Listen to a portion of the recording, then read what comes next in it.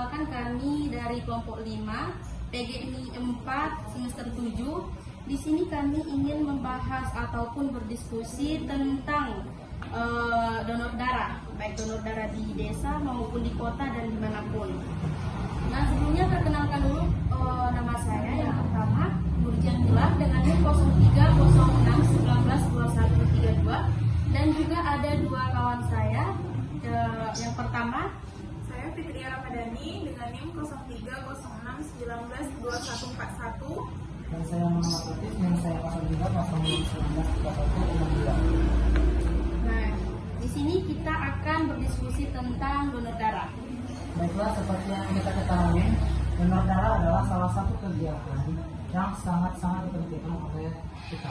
Apalagi kita dalam manusia, ya kan? Ya, apabila jika seseorang mengalami kecelakaan atau sakit yang menyebabkan kurangnya darah, jiwanya bisa terancam dan perlu transfusi darah, maka harus ada seseorang yang mendonorkan darah kepada orang yang mengalami kecelakaan tersebut. Berarti benar yang seperti saya katakan, karena kita adalah makhluk manusia, makhluk manusiawi dan sosial, berarti kita sangatlah membutuhkan darah apabila kita kekurangan darah, seperti mendonorkan darah, dan itu biasa terjadi ada kecelakaan yang darahnya banyak berkurang atau setelah operasi dan sebagainya. Ya, donor darah itu sama dengan menyumbangkan darah ataupun mentransfusi darah. Jadi pemindahan darah dari seseorang yang sehat dan harus memenuhi syarat kepada orang lain yang membutuhkan. Nah, di sini kami ingin berdiskusi tentang pendonoran darah. Kepada kedua sahabat ataupun teman saya, kami ingin bertanya-tanya tentang seputar donor darah. Oke, baiklah, saya akan menanya pertama. Di dalam donor darah, seperti yang kita ketahui, apa saja kriteria umum pendonor yang ditetapkan oleh Palang Merah Indonesia? Nah, ada beberapa kriteria untuk pendonor yang ingin mendonorkan darah kepada orang lain.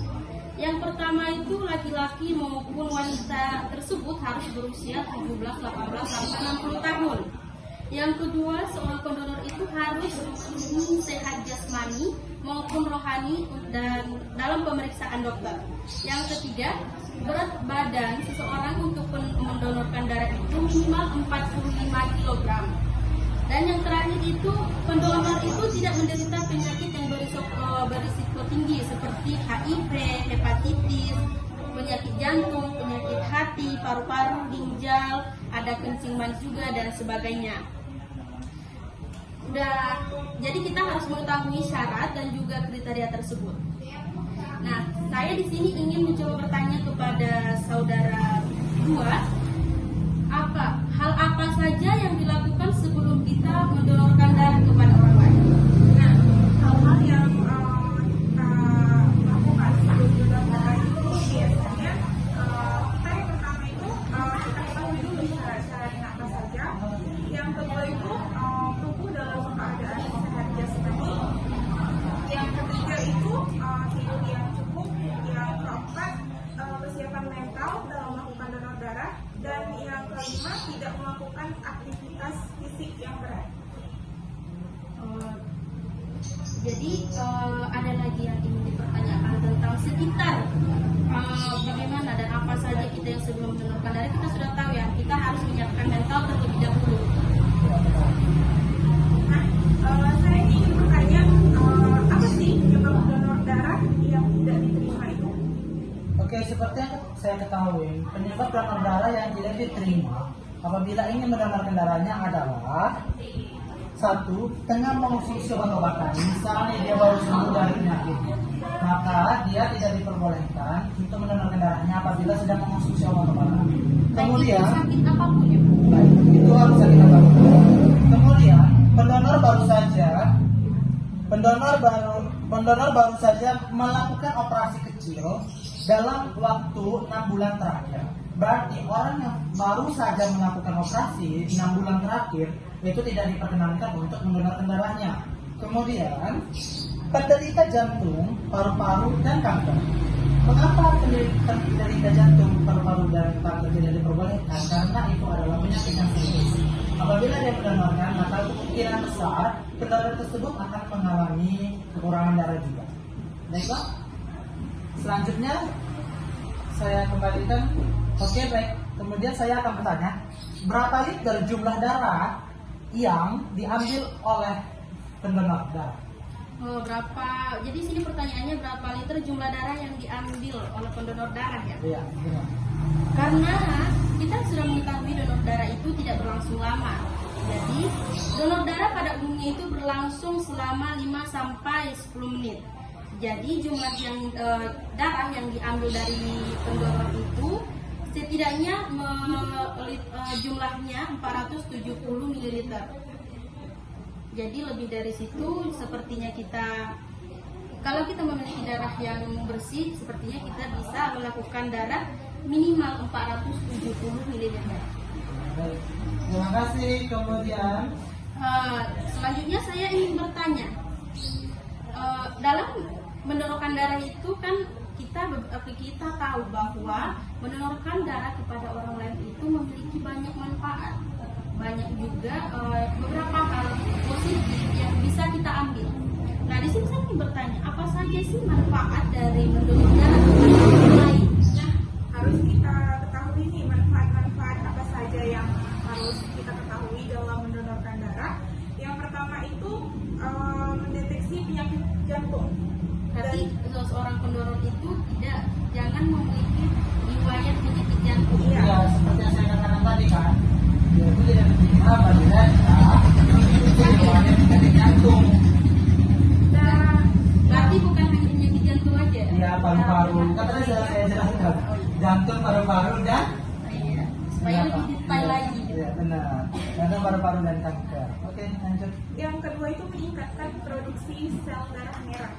Jadi sel darah merah itu jadi bertambah dengan Ketika kita melakukan donor donor darah. darah. Iya.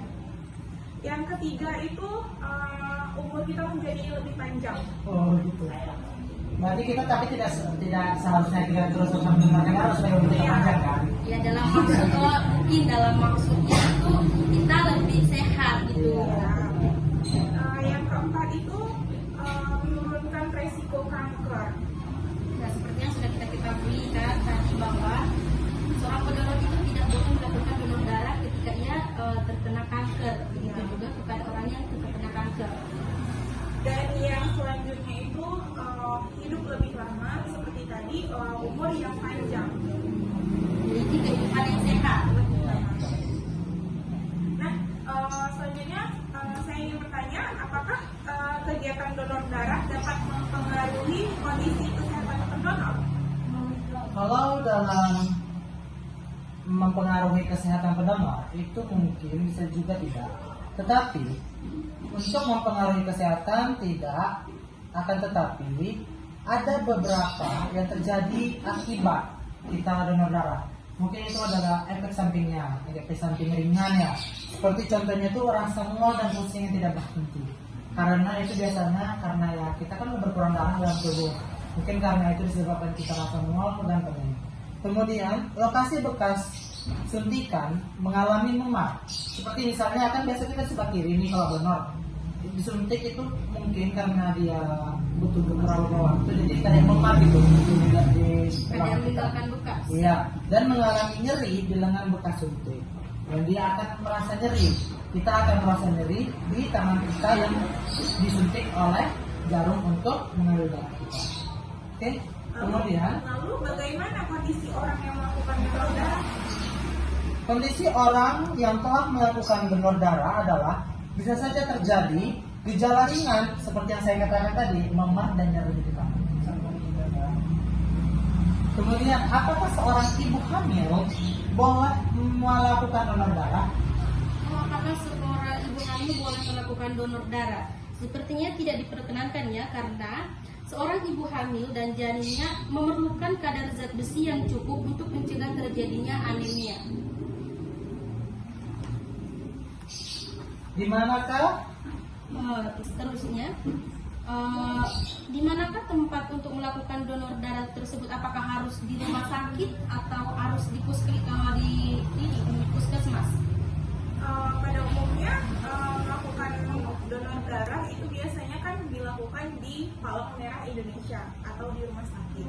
Tetapi karena banyak masyarakat yang tidak mungkin Bisa datang. iya bisa datang ke PMI atau rumah sakit, jadi pihak Pihak PMI pihak PMI bisa saja mendatangkan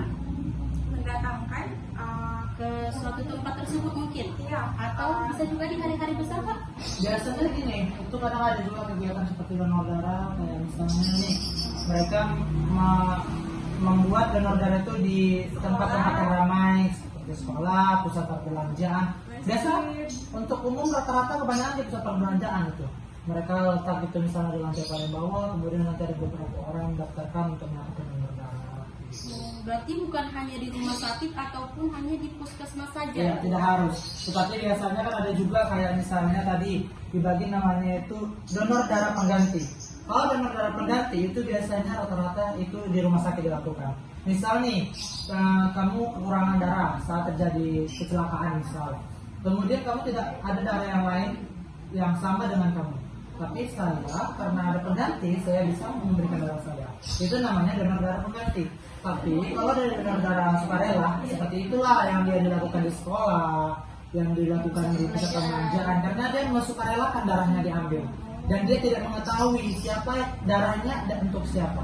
Tapi kalau dia seperti pengganti, saya tahu darah saya akan diberikan ke kamu seperti itu. Jadi istilah donor darah ini itu ya seperti tindakan sukarela ya. Iya benar. Oke. Cukup sekian presentasi ataupun diskusi ya. Iya, diskusi. Seperti presentasi. Iya. Cuman di sini kita sedang berdiskusi tentang donor darah. Kita mengetahui banyak hal, kita mengetahui tempat di mana donor darah dan sebagainya, manfaat dari donor darah.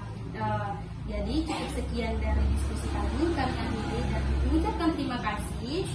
Wabillahi taufiq wal hidayah. Assalamualaikum.